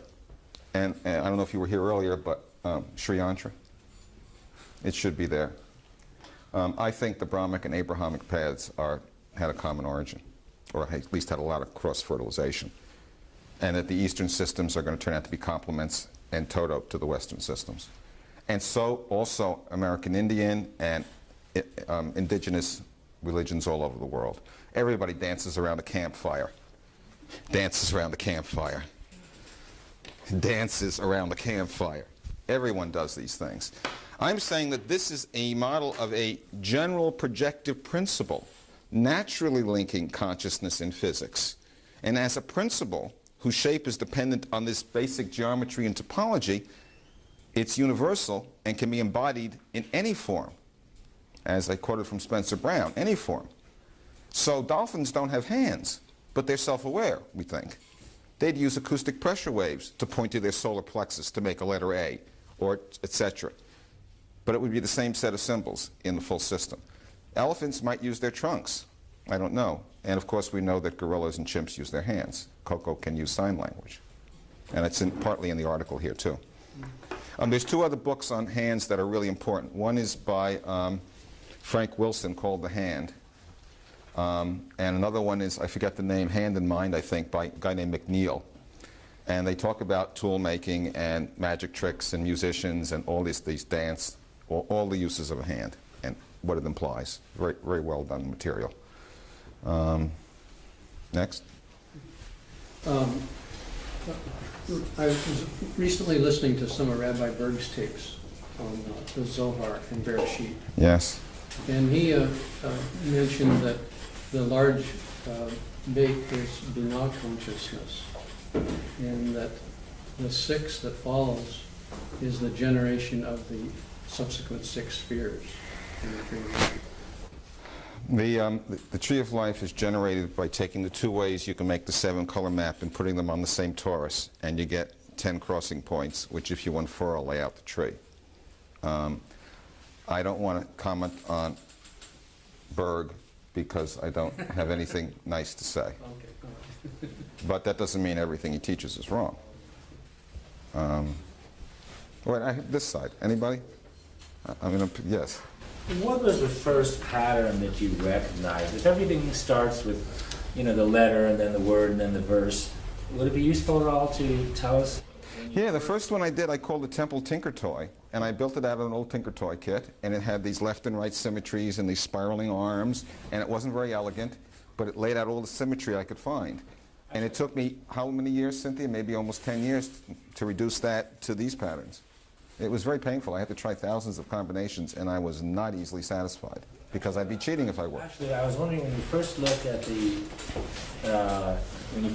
Genesis, and you didn't speak the language, Right. but you recognized something. It was the AABA pattern. It was this repetitive introduction of the same letters. Here, look, I'll show it to you. So AABA. Here, I'll show it to you. I'll show it to you. Brought you in. Let me erase a little here, which we don't need, and I'll show you exactly what I saw as caught my eye.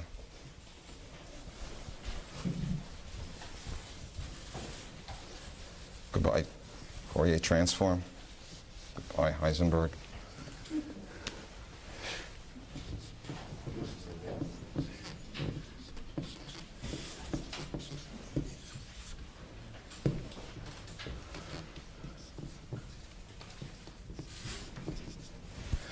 This is the way that verse continues. You say, this is here. This, they now tell us, means created. But I couldn't understand why there was such a quick repeat. It seemed out of place, and there were several others like that. And then when I did a looking, I discovered that the letters weren't introduced into the text in the normal distribution. Thank you for coming, people.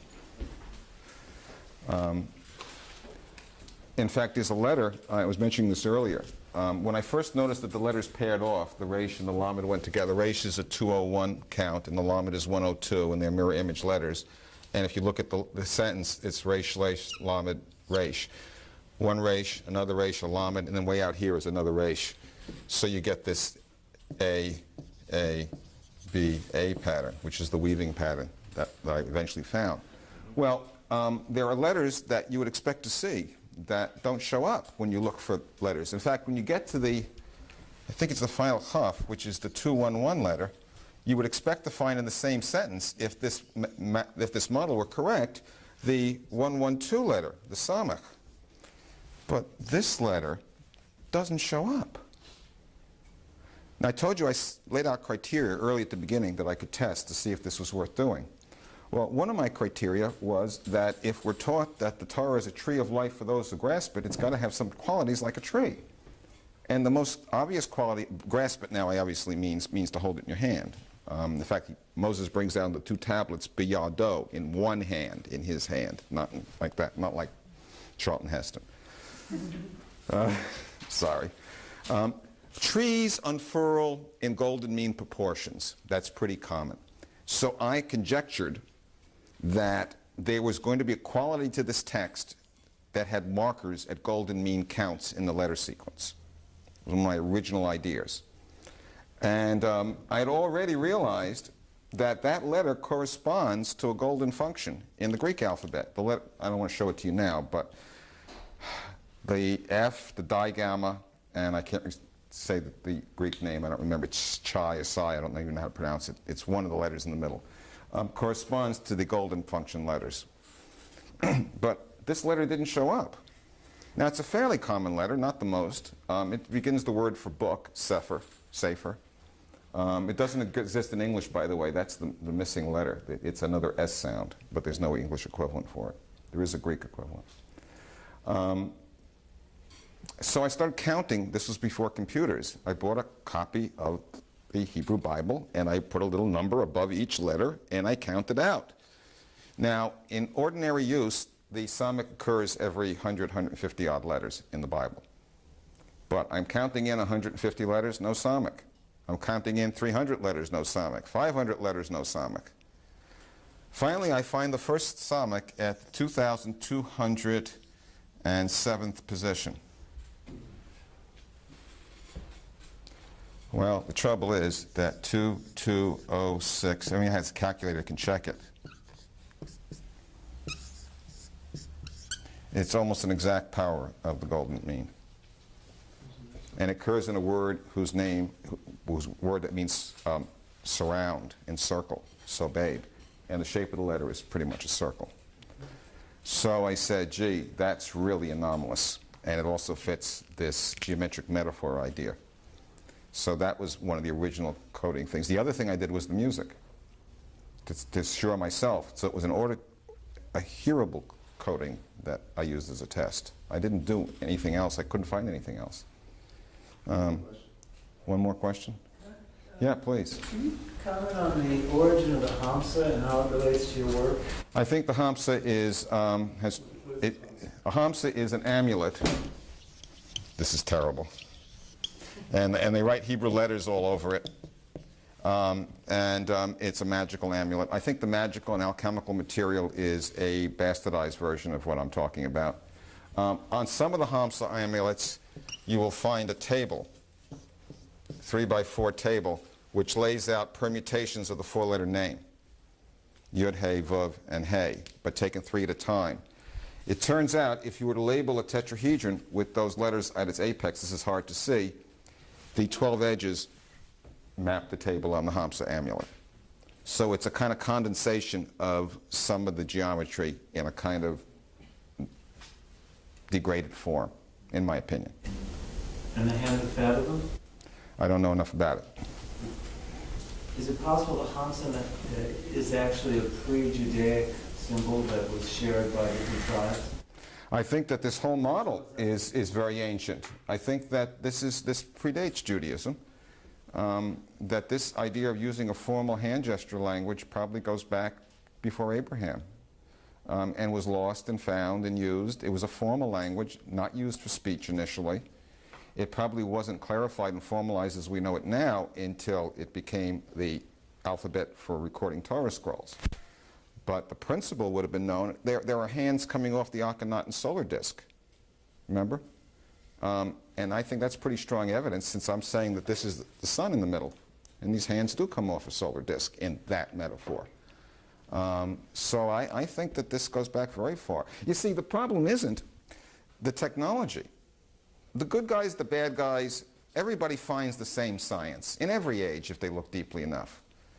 That what makes the religious tradition special is the way they embody this teaching.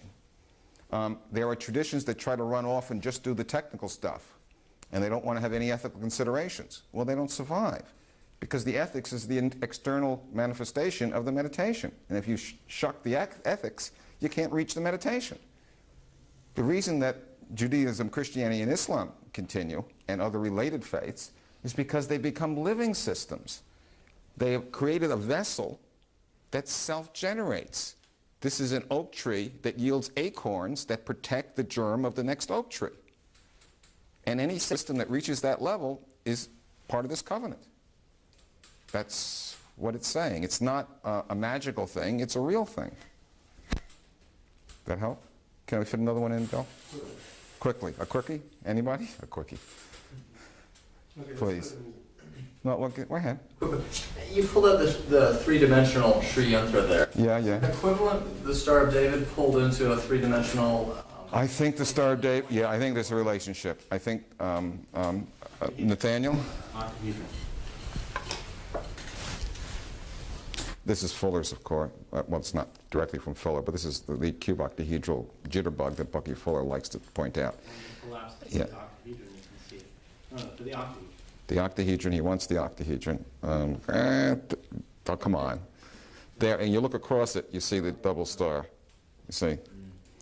And the logic, the struts between, I think Professor Hellerstein here has a whole paper on paradox logic and its unfoldment through this double star of David form.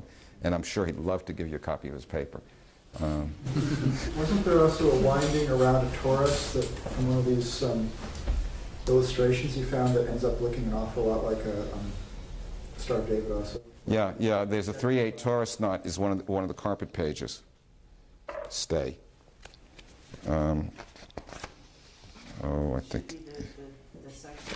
Yeah, but it's next to the last because this is backwards. This turns out to be the 3/8 Torus knot.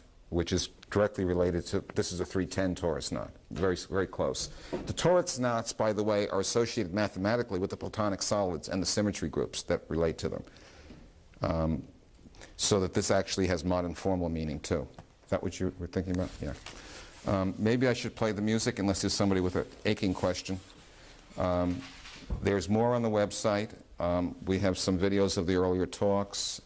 Miro has no ongoing funding, so we accept contributions. If you need a tax deduction, we're legit. You can get one. Go to the website. And why are you really doing all this? Excuse me? Your wife said, why are you really doing all this? Well, I'm doing it because I asked God if there was anything I could do to help, and He dropped this on me, and I couldn't walk away from it. And because I believe, thank you for refocusing the question, I appreciate that. I don't think that this is a panacea. This doesn't in itself solve problems or make us love each other or care about each other. But you can't solve a problem unless you have a model, an ideal, a sense of where you're going. This infinite anomaly, I erased it, is the ultimate focal point. It's a common definition that doesn't offend anybody, that can enable us to stretch between singularity and wholeness. And so I see it as an ecological principle that's a vital part of planetary ecology, and that if it becomes known and appreciated, will inspire the populations to act on it. Just like we believe the law of gravity, it's about time we took the golden rule as a rule of nature and not just an empty admonition. And this demonstrates it might well be.